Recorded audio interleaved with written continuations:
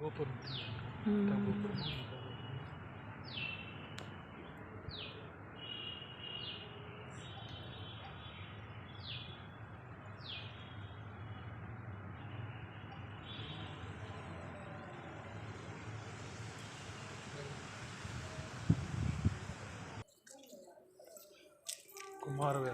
ಕುಮಾರವ್ಯಾಸರು ಹಳೆಗನ್ನಡದ ಕವಿಗಳು.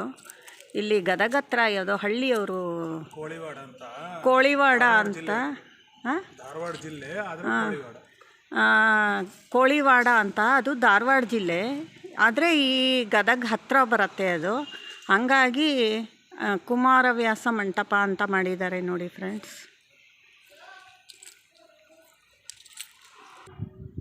ಇದು ವೀರನಾರಾಯಣ ದೇವಸ್ಥಾನದಲ್ಲಿರೋ ರಾಘವೇಂದ್ರ ಸ್ವಾಮಿಗಳ ದೇವಸ್ಥಾನ ಫ್ರೆಂಡ್ಸ್. ಇದು ಲಕ್ಷ್ಮೀ ನರಸಿಂಹ ಫ್ರೆಂಡ್ಸ್.